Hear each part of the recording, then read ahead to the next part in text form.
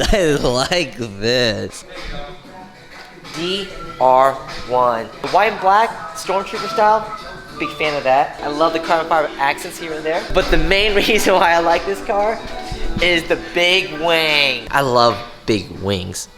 You do too, don't you, huh? Hell yeah. Aggressive, you know, it's just in your face. It's like, I'm ready to fly. Right now, Raul is washing the car because we're getting ready to Clearbra this entire thing.